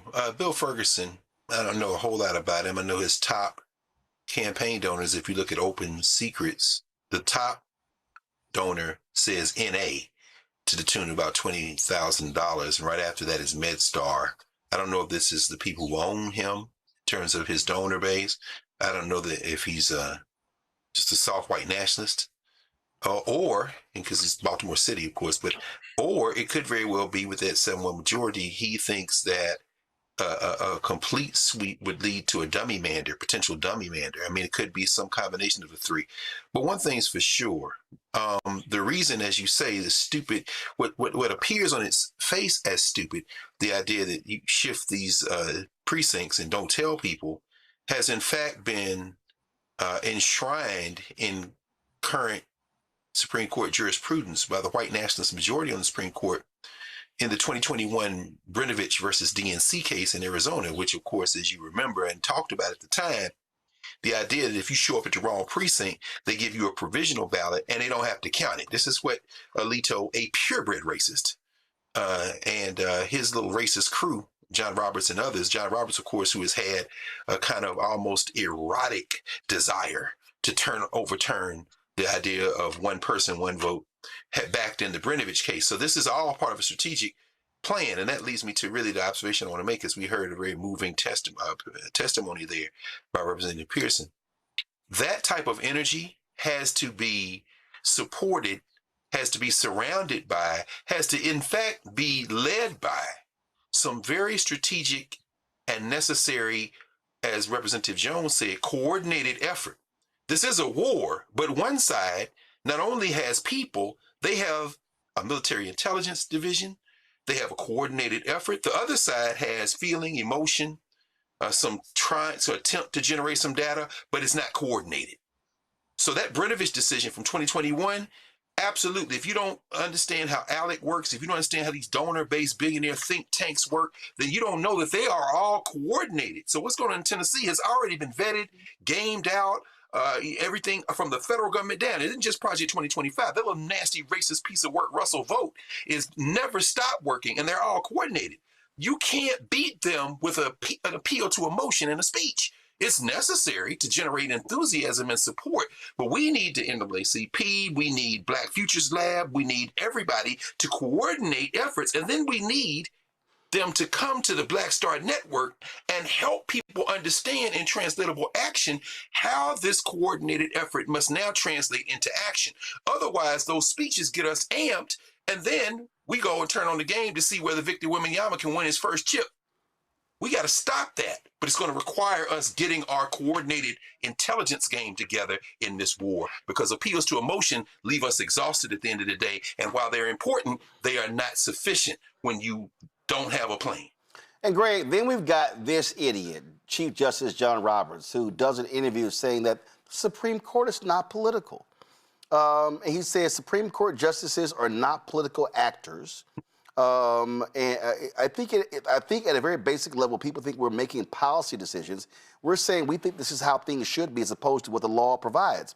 I think they view us as purely political actors, which I don't think is an accurate understanding of what we do. He's full of shit. They absolutely are political actors.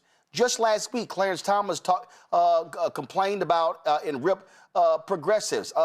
Samuel Alito was flying flags linked to January 6 folks. You damn right they are political actors. And Roberts, from when he was working in the DOJ, he wanted to destroy the Voting Rights Act, and he now has gotten his wish. Chief Justice John Roberts should shut the fuck up. Well, let me say this very quickly. I like it, and I'll tell you why. These are not men. These are cowards. Sam Alito had, as you said, that upside-down distress flag flying, and when pressed about it, this piece of a man took both hands, grabbed his racist wife by the collar, and threw her under the bus. These are not men. John Roberts cannot be honest. There's a couple of new books out. Actually, one of them on Sam Alito is called Revenge for the 60s. They've traced Sam Alito to the time he was born in Trenton, New Jersey. He's been a racist since he was a little boy. But when pressed, as we saw this week, with the order expediting what is usually a month-long process of returning a case to the lower courts, they accelerated this week, and Ketanji Onyeka Brown-Jackson came for him in her objections, and he snapped back at her. You see, what happens when you call a racist out is they lose the veneer and they drop down to their reality. I want John Roberts to keep doing that, and here's our response. It has to be the response that you just gave. Mr. Roberts, sir, Chief Justice Roberts, you are a purebred liar, and you're a piece of a man, because you can't say with your full chest the desire of your whole heart. Since you were helping your mentor, Justice Rehnquist, go and harass voters in Arizona, since you ran down there to Florida during Bush versus Gore as a counsel to steal that state and give your Lord and Master George W. Bush the presidency, and in return, he gave you the Chief Justice. You are a piece of a man. And so when you continue to talk that way, call a thing, they drop all the pretenses. I love when John Roberts does that, because he's a little nervous now because they've caught the car. And as we said, listen, man, when Representative Parkinson says secession, does that sound familiar? That almost sounds like South Carolina in the 1860s. There is going to be a civil war in this country, except it doesn't have to be a shooting war. What have you said, Roland? If we vote our numbers, we win. And in those moments when somebody says something like that, we say, excuse me, sir, could you say it with your full chest? Otherwise, I'm going to say not only are you a liar, you're a piece of a man. Let's just continue. Keep talking like that. I love it. See, Cameron, this is what I need people to understand. You got some U.S. Senate races taking place this year. Maine, Iowa, Georgia, North Carolina, Florida, Texas, Alaska, Kentucky, South Dakota. And Democrats could take control of the Senate. Now, they don't need 51, they need 53. Because you know Fetterman is going to support Republicans. And here's my whole point. If Alito and Thomas do not retire between now and the election, or now between now and then when the new Senate is sworn in, I'm telling you right now, if anything happens to any Supreme Court justice, Democrats should say, we ain't doing a damn thing until the next election. They should say, that's what y'all did with McConnell when Obama picked Merrick Garland. We're going to do the same thing. So to all the folks who are voting, this is why you got to have a mass turnout, because if you keep the Senate from the Republicans, that means they cannot appoint any more Supreme Court justices unless Democrats approve. That's right. Exactly. And the other thing that was there is how they rammed that last one right before Biden took office, even after knowing that Trump had already lost the election. So again, this goes back to them. They're not playing by any rule book that we seem to still be beholden to. I do understand the idea is that this should not be a full race to the bottom, but unfortunately, when Michelle Obama said they go high, when they go low, we should go high. We are going to have to go lower. No, Cameron. This is not a race to the bottom. This is a race to 218. Mm-hmm. It is not a race to the bottom. This is about power. This means, how do you get to 218? And however you need to get to 218, you get to 218. So we got to stop saying that, oh my God, this gerrymandering stuff. Again, look, that ship has sailed.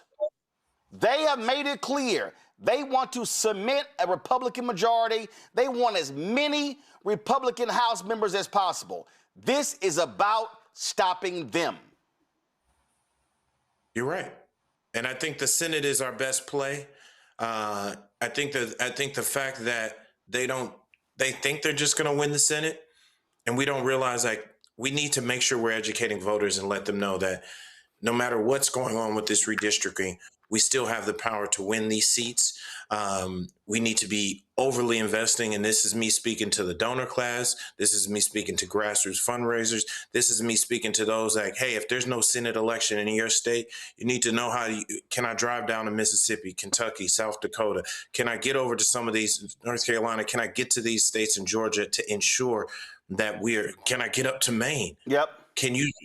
We need to get up there and even put our hand and knock on these doors, make sure people turn out and consistently make sure we're fully registered in all of these various states, because you know what they're also trying to do is suppress our vote, kick as many of us off the rolls as possible. Anything they can do to lie, steal,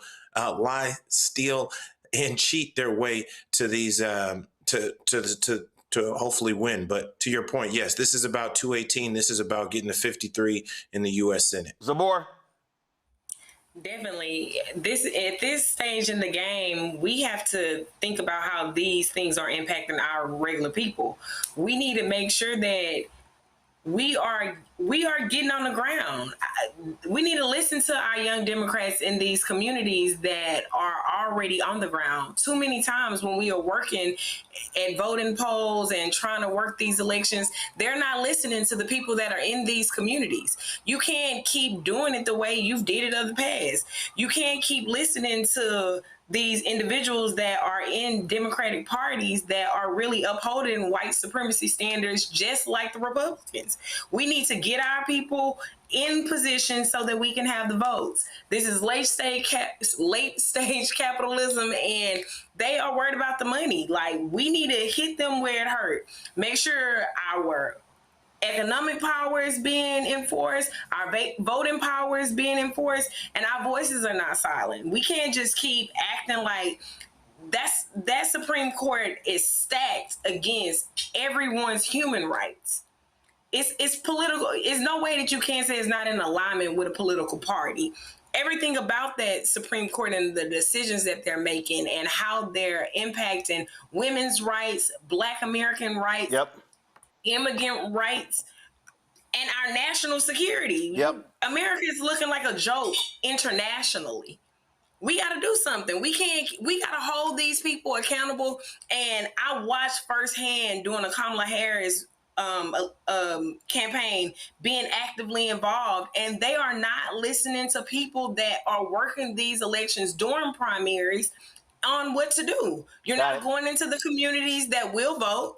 You have millennials, we're in our 40s. We are ready to do something different. And half the people are the people that would have just got on the bus and stayed on the bus during the Rosa Parks era because they're too comfortable with their comforts. Well, it's real simple. This is no time for anybody being comfortable. I got to go to a break. We come back. We've been talking about the Georgia Supreme Court race, y'all. The primary in Georgia is May 19th, but the Supreme Court race, that's not the primary. That's for all the marbles. We'll talk to one of the candidates running there next, right here on Roland Martin Unfiltered on the Black Star Network. I'm Brittany Noble, Midwest-born, HBCU educated with experience in newsrooms across the country. Well, I've teamed up with Roland Martin to bring to you The Breakdown. This isn't just news. It's our stories, our voice, our community. Join me for The Breakdown, Monday through Friday at midday, only on the Black Star Network.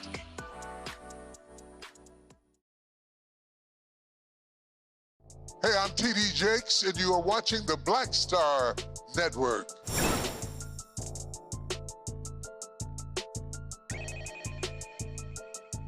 A couple days ago, Isaac Hayes III posted this on social media. He talked about Georgia.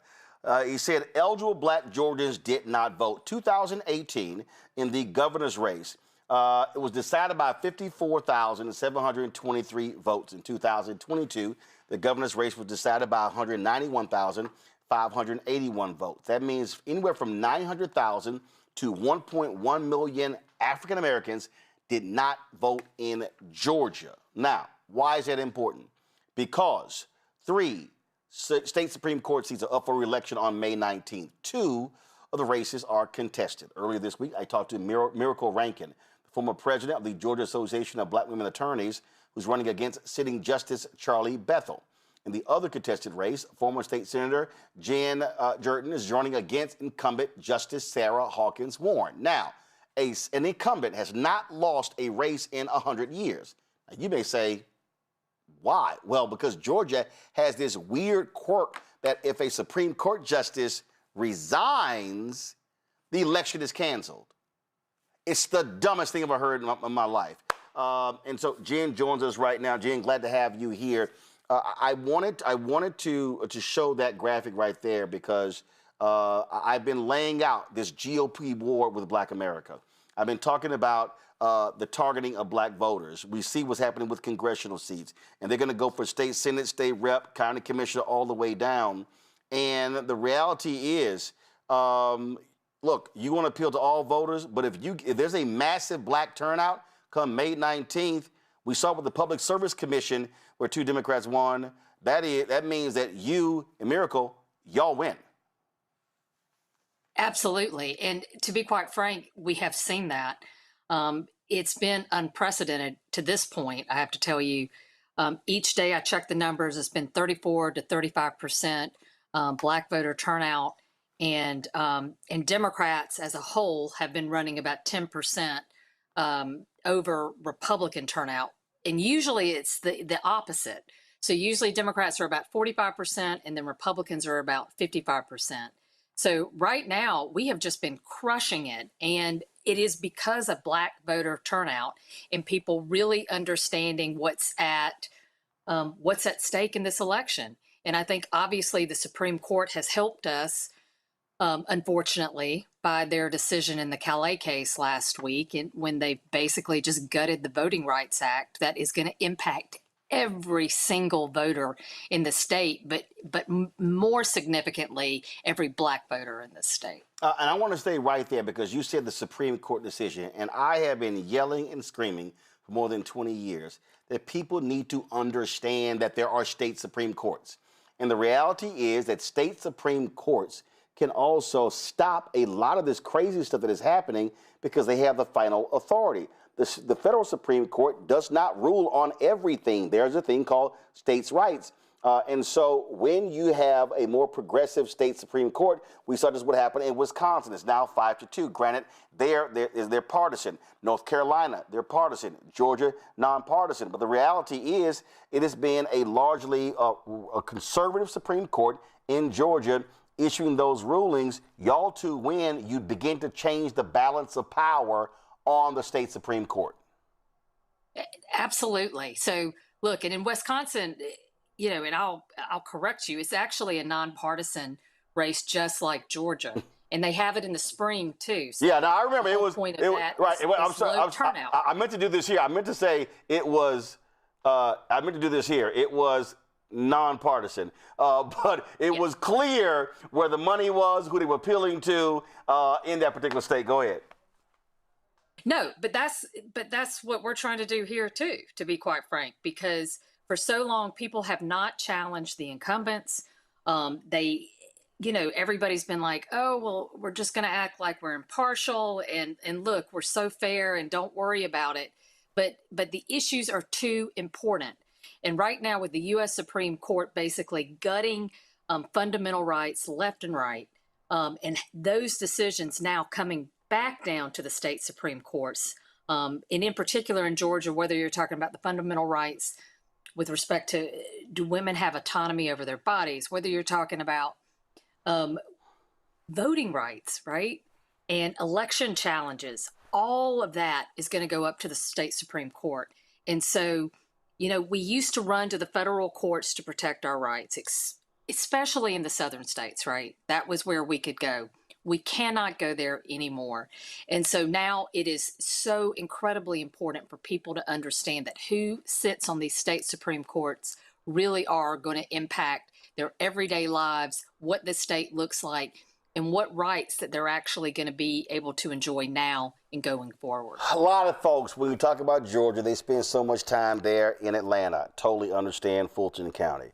But how much time have you been spending in Albany, in Jonesboro, in Savannah, in other parts? Because rural Georgia, if you look at the numbers, the way Republicans have won in Georgia, they ran up huge majorities in rural Georgia and all those little small counties that offset what was happening in Fulton County, in Gwinnett County, and those places. And so what has been your strategy as you have been traveling around the state trying to get folk to vote? Look, I'm originally from South Georgia. I've lived in Albany. I've lived pretty much everywhere around the state. And in terms of the areas of Georgia where they tend to be a lot more Republican, my strategy has always been to lose less in those places. So you go to those communities, you talk to people, right? Because that's what we've been missing. It's if folks are just turning into Fox News or whatever, they get a really skewed view of politics, of people's positions, of what's actually happening in the real world. So a lot of times you go into these communities that you know you're not going to win, but by God, you can lose less. And that's what you do. You add up all of that in terms of losing less, and then you go into the communities that actually support you. You talk to people, you let them know what your values are and what you care about, and then you try to run the table there. And then, you know, when you're talking about a 50-50 state, that is so incredibly important. You can't leave anybody out of the conversation, but you have to be realistic about, you know, who shares your values, but also you have to be realistic about the communities that you can go into and maybe just pick a few people off. Obviously, Supreme Court justices rule on cases that come before them. So it's a little hard to sort of lay out what a vision is for someone getting elected. What are you telling voters, especially black voters, why they should vote for you for the Supreme Court? So it is hard because we're not supposed to talk about anything that would be construed as prejudging a case. But what I'd like to do is I like to point folks to my legal career. For 25 years, I've represented individuals.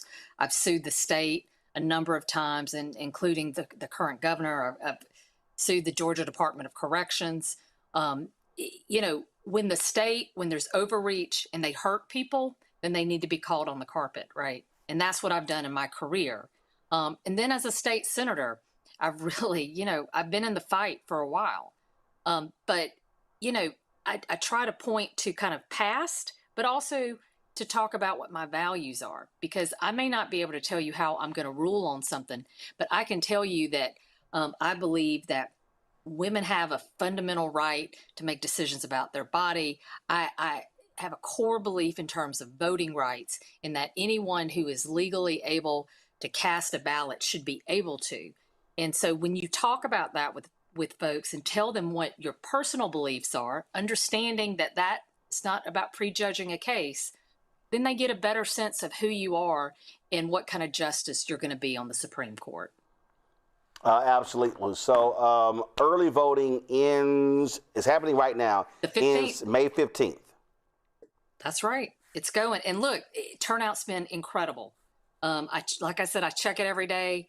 We're killing it every day, but we have got to keep that up. And we have to, you know, I was outside of UPS facility today greeting workers coming in, you know, when they were going on shift and coming off shift, and just trying to talk to everybody about just how important this election is. And I had a few folks tell me that, you know, I just don't vote. And I'm like, you can't do that. It is so incredibly important, especially when the margins, you know, they're going to be so close that it is going to make a difference in this election if people get out and actually vote.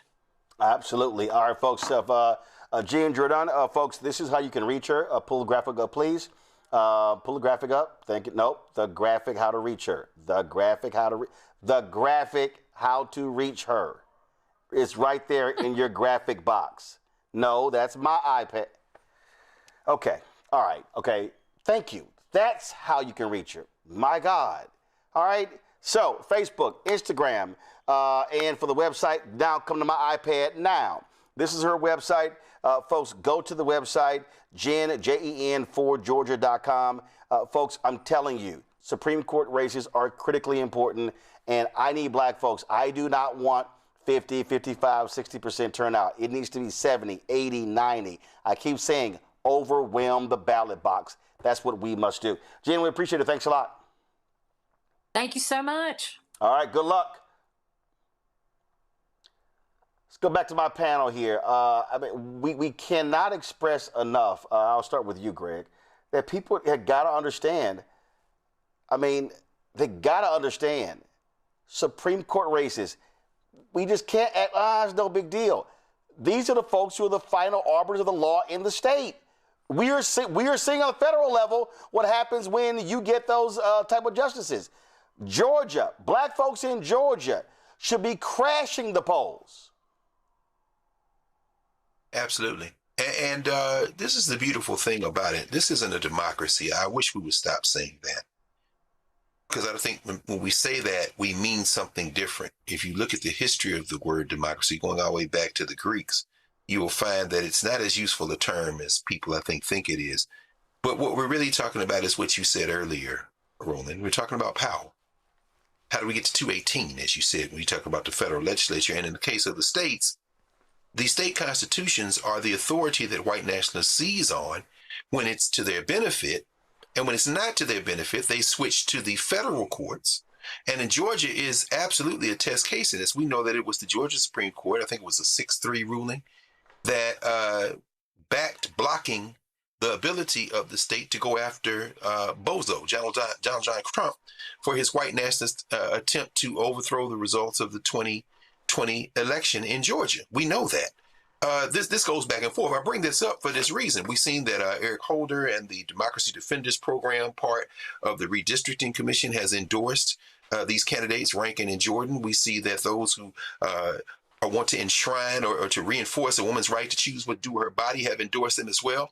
But as you said, and this is the key, as you said, it isn't a quirk in the Georgia state law. It is an absolute white nationalist failsafe to say that if a judge resigns, then the election is canceled or suspended. And guess what happens then?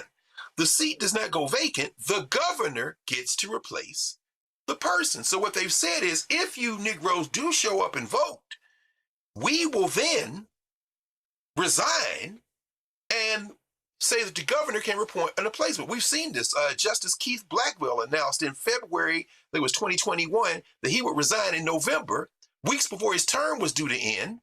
He was supposed to face 2 challengers in the May primary, but when he announced his plans to step down 5 months after voters were set to weigh in, state officials said the election should be postponed until 2022. Blackwell begged the governor to appoint his replacement, and when the governor Kemp wouldn't do it, December 2024, Blackwell killed himself. See, this is the high stakes we're talking about right now. So this is what it comes down to. You got to show up and vote. If they try that resign and appoint thing, then you got to trigger the third of the 3 branches of government.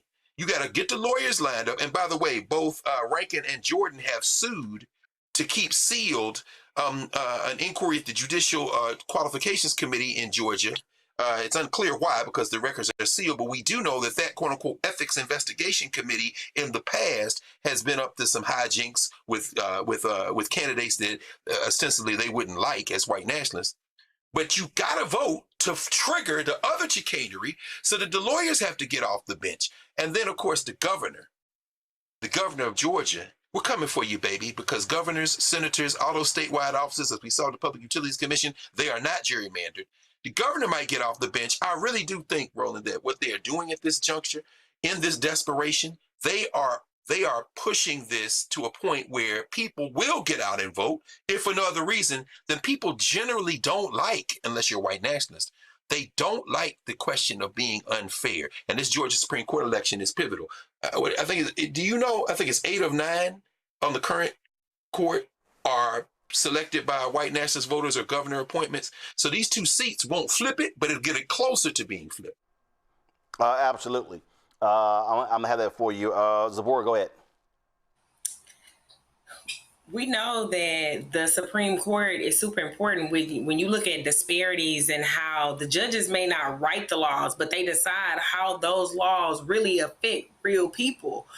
If those disparities are documented of ignoring them and the judicial interpretation really it don't make them disappear, but it really preserves those things. So we have to make sure that we're getting out and voting. Like, people already don't trust the criminal justice system. So we know that Black and brown individuals are getting convicted way higher. So by us not getting out and vote, we are really making those disparities increase. It's our responsibility to get out, vote for people that we can at least try to, like you said, even that balance to where we can bring it up and have more people on the Supreme Court that could represent decisions that really are beneficial to us and that are reducing some of those disparities.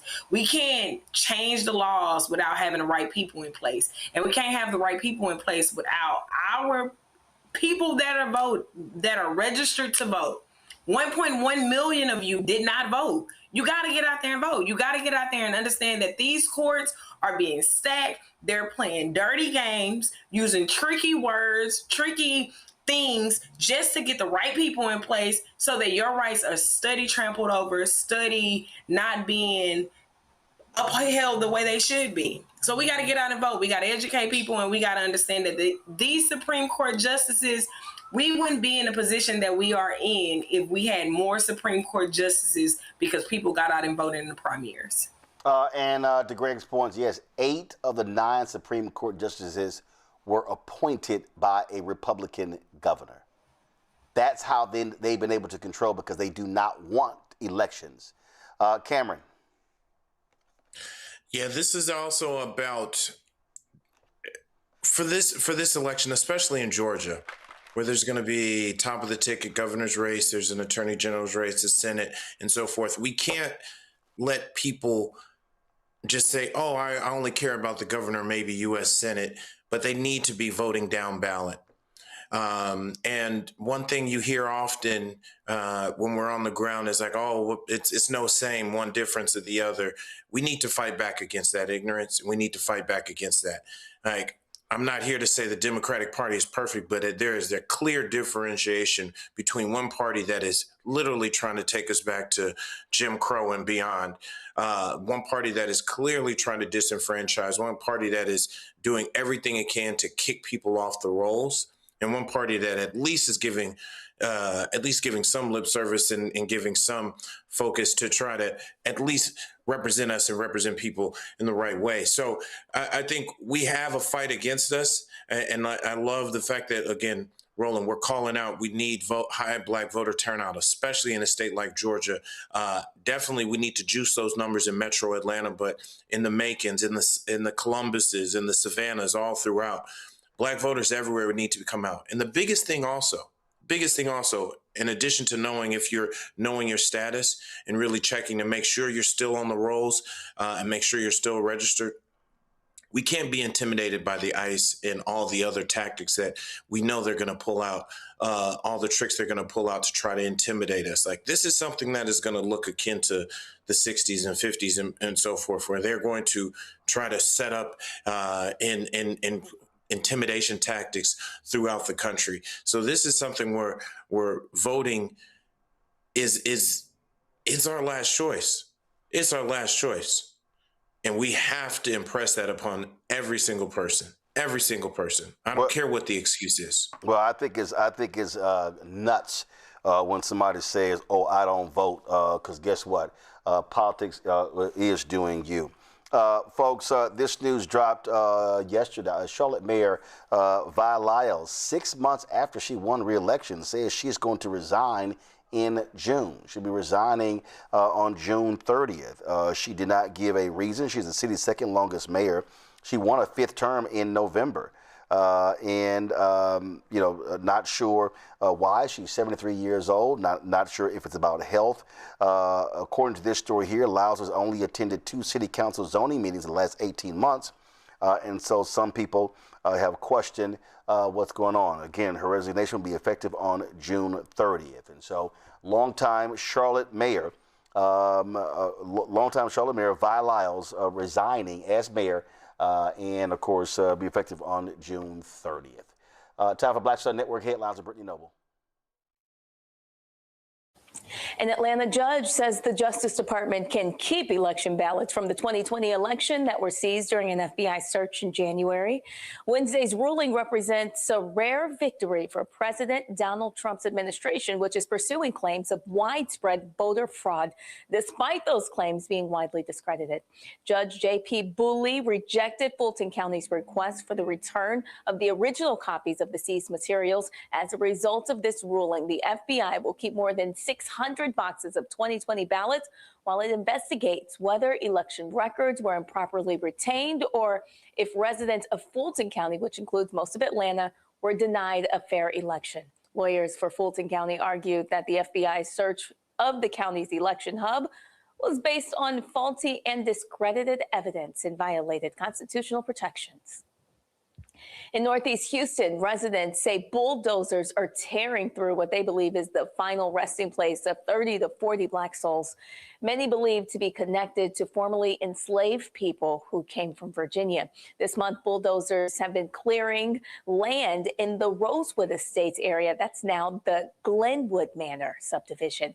And some graves reportedly included above-ground vaults. And over the years, the trees and heavy overgrowth covered parts of that cemetery. The land was later listed and marketed as vacant commercial property, a move that advocates say ignored the very reality that this was sacred ground. Historic black cemeteries were often unrecorded or ignored, leading to the development over the sites. And community activist groups such as Project Respect work to restore and protect sites like this.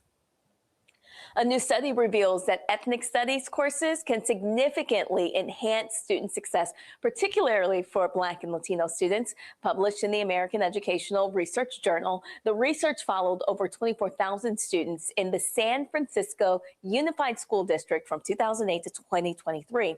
It was titled Cultural Relevance at Scale, the Effects of an Ethnic Studies Expansion on Academic Outcomes. And this study investigated the effects of expanding ethnic studies courses throughout the district by examining grades, course completion rates, and then also college readiness. So researchers discovered that students who enrolled in ethnic studies classes achieved higher GPAs, were less likely to fail courses, and demonstrated greater overall academic engagement. Additionally, there was a 27% reduction in course failures and a 15% increase in the number of students meeting the GPA requirement for admission to the University of California system. The most significant improvements were among Black and Latino students, male students, and also those who had previously faced academic challenges. Well, no Black woman has ever held a majority ownership stake in the Major League Baseball franchise, but that could soon change because Kwanzaa Jones, an entrepreneur, philanthropist, and singer, is reportedly working to finalize a nearly $4 billion deal to purchase the San Diego Padres. Last weekend, the family of the late Padres owner, Peter Sedler, announced that they had reached an agreement to sell the team to an investor group led by Jones and her husband, Jose Feliciano, who is a co-founder of the private equity firm Clear Lake Capital. If the deal is approved, Jones would make history as the first Black woman to hold a majority ownership stake in the MLB franchise. And additionally, her husband would be the first majority owner of Puerto Rican descent for the league. The deal still requires approval from 30 Major League Baseball owners during the league's regularly scheduled meeting. That will be in June. It will also need to undergo review by the Security and Exchange Commission and receive sign-off from the city of San Diego. We'll keep you posted. Well, the United States and Iran appear to be moving towards a short-term agreement to end the ongoing conflict. Iranian officials have stated that they are considering a 14-point proposal put forth by the U.S. to end the fighting. President Donald Trump has warned Iran of increased bombings if a deal is not reached, and that includes the reopening of the crucial Strait of Hormuz to international shipping. As many are aware, the two-month conflict has led to the closure of the Strait of Hormuz, a vital oil route affecting global markets. And on Wednesday, the U.S. military fired upon an Iranian oil tanker that was trying to breach the American blockade of the Iran's ports. Well, Trump said on social media that the war could soon end and that the oil and natural gas shipments could resume. But still, he emphasized that this is contingent upon Iran accepting an agreement, and he did not specify any details about that agreement. Roland? All right, folks, if you want to catch out the breakdown with Brittany Noble every day, watch noon Eastern right here on the Black Star Network. Noon Eastern every day, the breakdown with Brittany Noble. Let me thank Sabora, Cameron, and Greg for being on today's panel. I certainly appreciate it. Thank you so very much. Folks, tomorrow I'll be broadcasting from Houston, where I'll be at 2 p.m. Central, 3 p.m. Eastern. I'll be presenting 4 of my scholarships, my annual scholarships at Jack Yates High School, my alma mater. And so 2 will be for communication students and 2 will be for the non-communication side. So look forward to being there. So I'll be there. Then, of course, I have to go to Satanville on Saturday.